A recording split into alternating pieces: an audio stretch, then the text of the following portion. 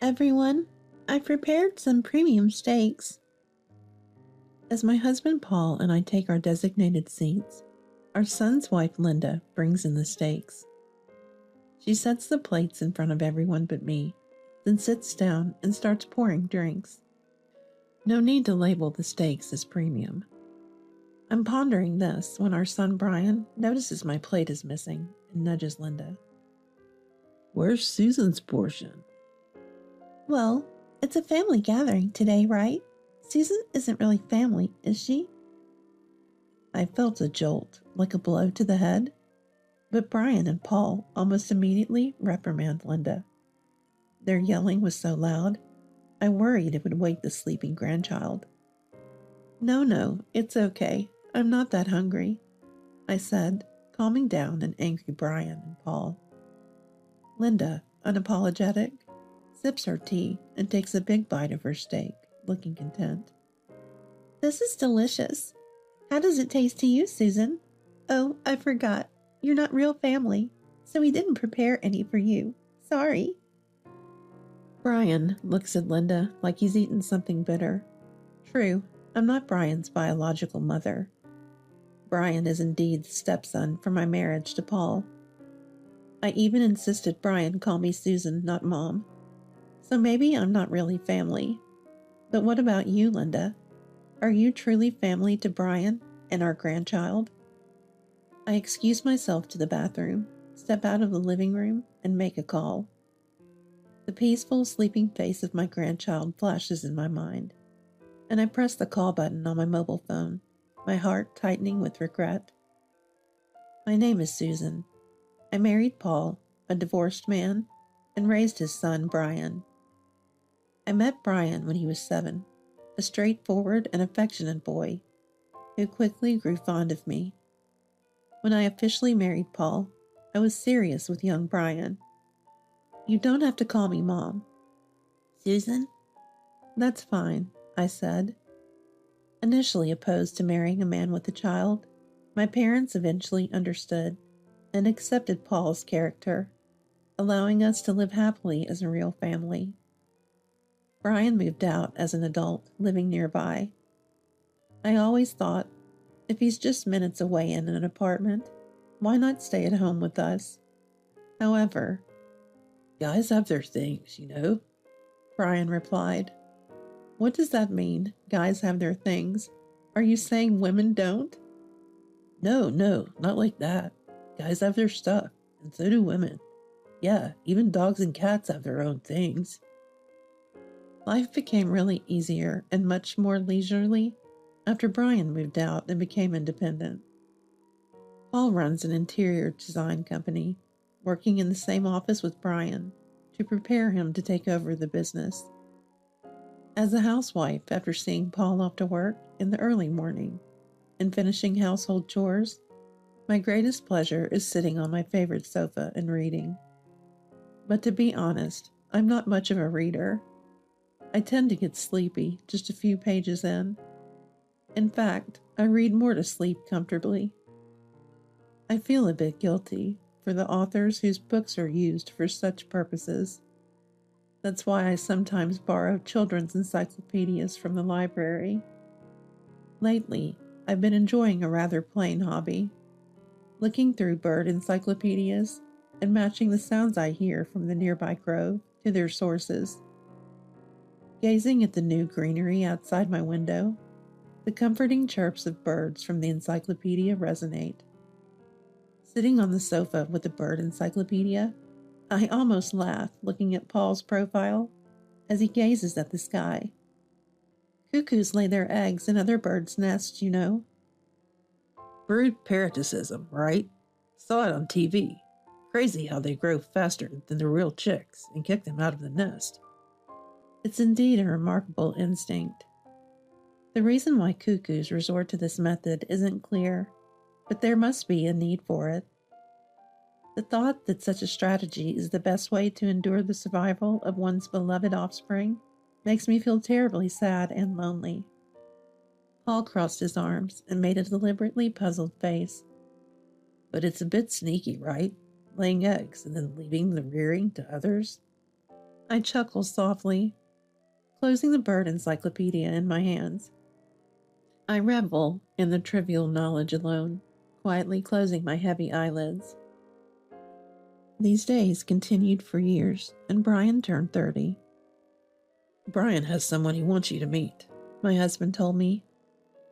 On the next day off, Brian brought over Linda, a woman 3 years his senior, whom he called his fiancée. I was excited that day. It felt like something fun was about to begin. I looked out the window from the air-conditioned room. The strong sunlight might be making the nearby greenery scream. On that very hot Sunday in midsummer, Linda brought high-end sweets from a well-known store in a fancy paper bag as a gift. She silently handed it to me as soon as we met. I smiled, thinking she might be nervous. "Thank you. Make yourself at home," Linda replied curtly. "Thanks," while maintaining a distant attitude. Paul, excited to have his son's first girlfriend over, was relentlessly walking around the room. He came to the kitchen for no reason, circling behind me. As I put the kettle on and started making coffee for everyone, "Where are these beans from?" he asked with a puzzled face. "Overseas," I replied. I set the mugs of coffee in front of Brian and Linda, who were reading magazines in the living room, and we all faced each other. Brian, stroking our cat that had snuggled up to his feet, took a sip from his mug. Linda did the same. "She's Linda. Dad knows, but we work together." "Oh, I see. So I'm the only one meeting her for the first time," I said with a smile. Watching Linda's behavior, I wondered if I had done something wrong. She had been looking bored, glancing upwards and occasionally taking out her mobile phone restless.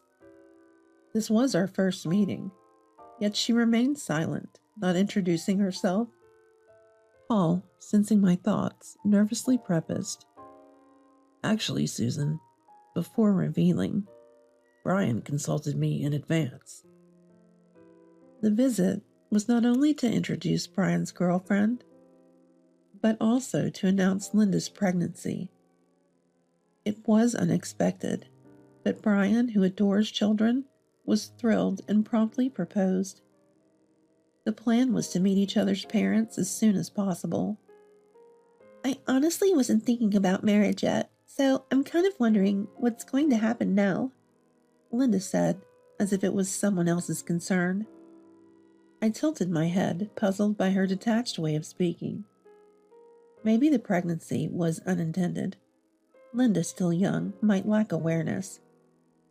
As an experienced older woman, I wondered if there was any way I could help. "If you ever need anything, I'm here to help," I offered with the warmest smile I could muster. Linda glanced at me, then looked out the window with a tired expression and sighed softly. "You kind of sound sanctimonious." "Hey, Linda." "What? You got a problem with that?" "I don't want to get married. I'm only doing this because Brian insists." Brian dropped his shoulders, apologizing to me with his eyes. Paul, too, shrugged and looked down. I couldn't help thinking what a challenging fiancée Linda was. Her strong-willed nature was evident, but it seemed more about her asserting control in the marriage than mere assertiveness. Well, if Brian is fine with it, then it's okay, I suppose. "Anyway, we want to do our best as a family of 3 with the child that's coming," Brian said earnestly. He already looked like the head of a family. Seeing his grown-up face, I couldn't help but shed a tear, thinking of him as a child. Linda, noticing this, muttered, "Seems fake." But everyone pretended not to hear. Brian tried to introduce Linda again, but she profoundly started telling her own story. Her parents owned a successful business, now mostly run by employees, as they had retired. From childhood, Linda had experienced typical lessons like piano, swimming, and art, as well as more fluent activities like violin and horseback riding. She boasted about her excellent grades and graduation from a well-known national university. Which university did you graduate from, Susan? Linda asked with a sly smile. From her expression, I sensed she already knew from Brian that I hadn't attended college. Indeed, I didn't go to college due to my family's financial situation and had to work, but I'd always tried to compensate by reading various books. Glancing at the unread books piled in the corner, I smiled wryly. I didn't go to college. My family was quite poor, so I had to work. Ah, I see. So you married for money as a second wife? Impressive. Linda burst into laughter. Stop it, Linda. That's rude to Susan. Brian rebuked her sharply.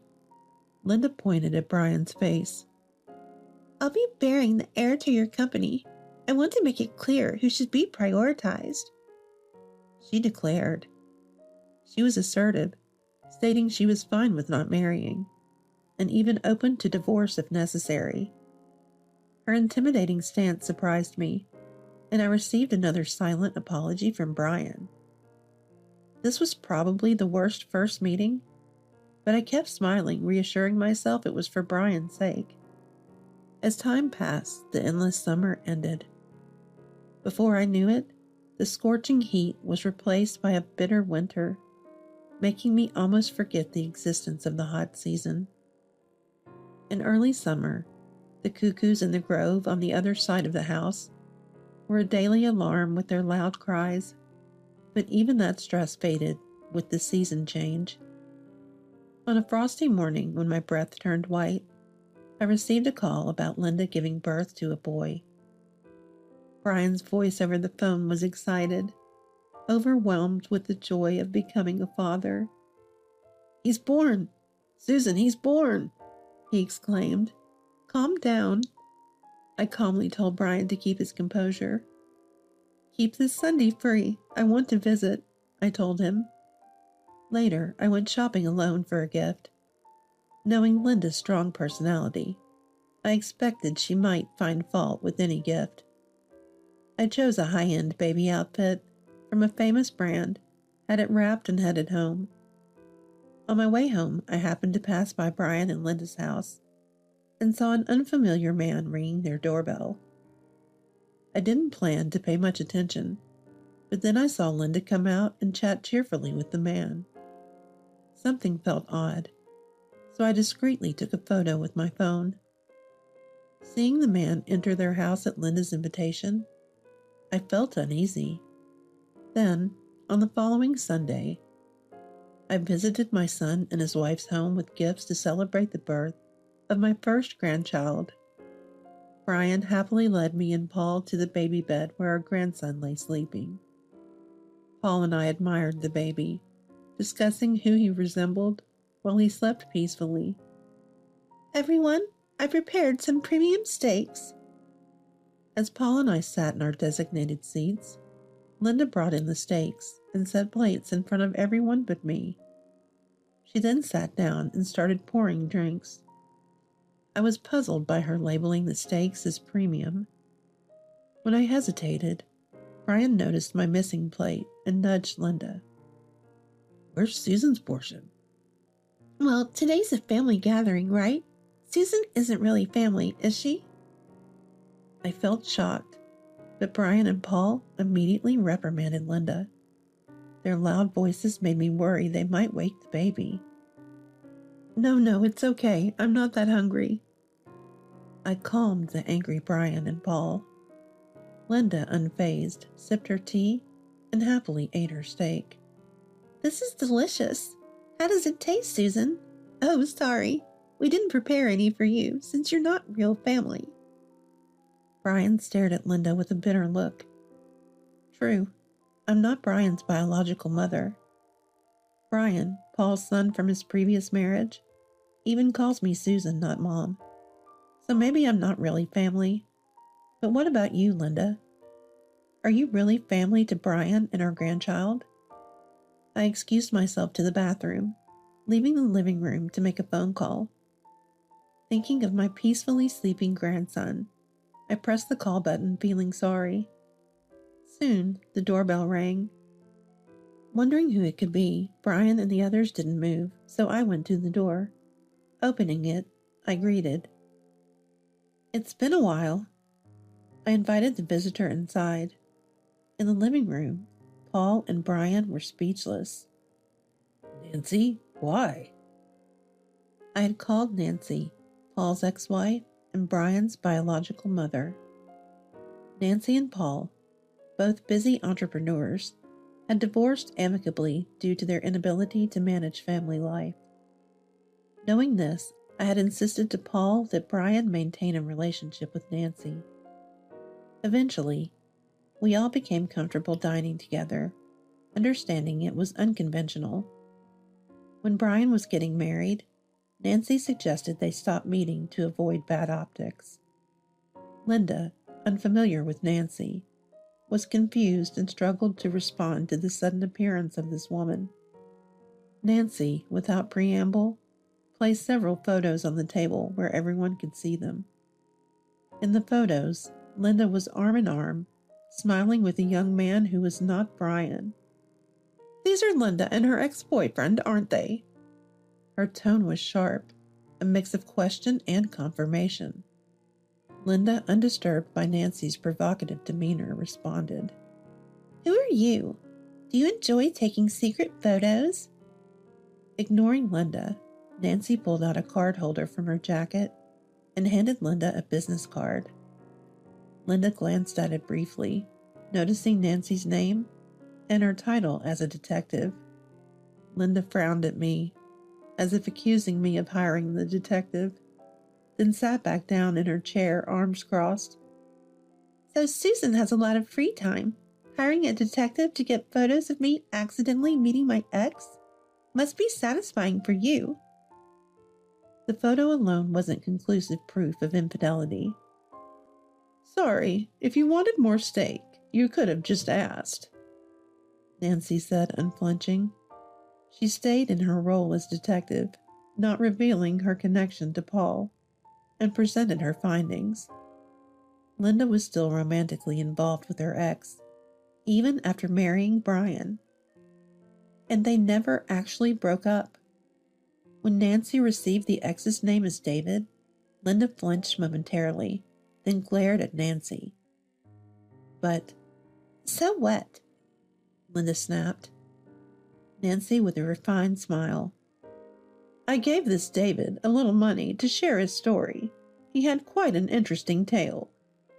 She continued. Fear twisted Linda's face. As I watched Linda's expression, I felt as if the temperature in the heated room was dropping rapidly. The one responsible for this chilling atmosphere continued to explain with a mischievous smile. I already knew the story. David, having been paid, claimed he was the biological father of Linda and Brian's child.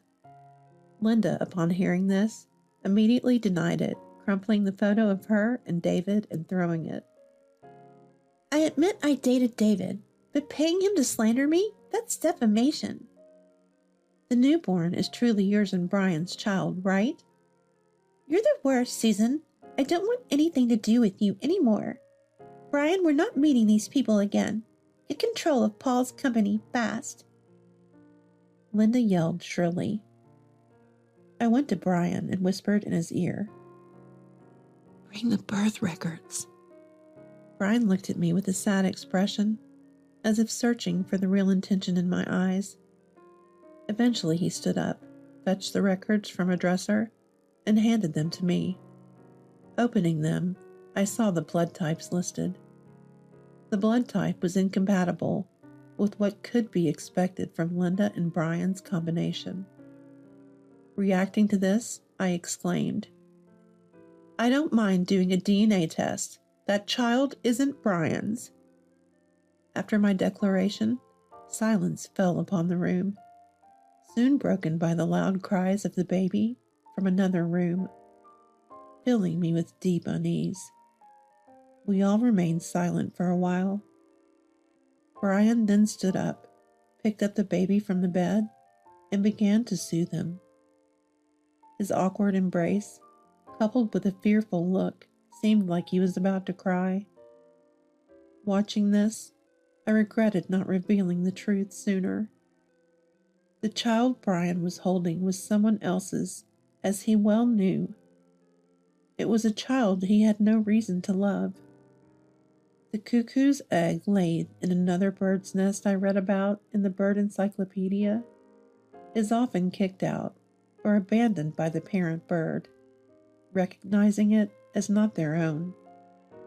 That child's cries or suffering are no longer Brian's concern, I thought. I wanted to take the baby from Brian, hand it to Linda, and throw them out, but I couldn't. I am tormented by such conflict. Nancy continued exposing Linda. Linda wasn't a president's daughter as claimed. Her parents didn't even have stable jobs. They were gamblers, and Linda, from a poor family, hadn't properly attended high school. She had been instructed to lie to friends, and had maintained the lie about being a president's daughter since the beginning of her relationship with Brian. I had always been suspicious of Linda's manners and speech, lacking the polish of a quality education. But considering Brian's excitement about the baby, I couldn't bring myself to investigate Linda. Brian, who had been silently comforting the child, eventually put him back in the crib. He hesitated, holding the small hand, then let go. So you plan to make me raise that guy's child? Wait, this is insane. Everyone's framing me. That child might still be yours, Brian. The blood type could be wrong. Linda's frantic response suggested the possibility of the child being her ex's. Brian asked Nancy, "You have it ready, right?" Nancy nodded, producing an unsigned divorce petition. Linda, realizing the seriousness, desperately clung to Brian's feet. But Brian slammed the divorce papers on the table. "We're getting divorced right now, and I'll make sure to claim alimony." I felt no sympathy for Linda, who continued to cry and apologize. She intended to make Brian raise another man's child while continuing her affair. "It turns out you were the one who married for money, not me." Until the very end, Linda glared at me with a look filled with hatred. She kept glaring at me, endlessly, relentlessly. Eventually, Linda and Brian divorced. Linda admitted to the affair, but remained vague about the paternity of the child, insisting on child support. Initially, Brian showed some sympathy towards Linda, but after I warned him that the half measures would only invite more trouble, he decided to take decisive action. When the DNA test results confirmed the child was not Brian's, something inside me, perhaps what could be called a conscience, quietly dissolved. The competent lawyer Nancy had arranged a hefty compensation from Linda. Linda's ex-boyfriend David, burdened with a significant debt and not wanting to get involved, quickly abandoned her and fled. With no savings or income from Linda or her parents, it was determined they couldn't care for the child. It was then put up for adoption. Linda, having lost her lover and child, became lonely and mentally ill, requiring medical treatment. Years later, Brian remarried a wonderful woman Nancy introduced him to, and they had a child. I made sure his new wife knew everything about the previous ordeal, ensuring that Brian had nothing to feel guilty about. She was understanding, even inviting Nancy to the celebration dinner when their child was born, which included Paul and me. There, the same steak was served, now a source of laughter among us. The steak debacle would eventually fade into a distant memory. Seeing Brian gaze sadly at his newborn, I impulsively patted his back. "Just focus on raising your own child. If you worry about others, you'll neglect what's most important." "I know, but..." "Brian is the father of this child. For now, that's all there is. I'm still troubled. Despite being someone else's child, I can't help but wonder about the life of the child abandoned by its parents. I live with this worry always. I bite into the steak, a few tears escaping. These tears are for Linda, just a little.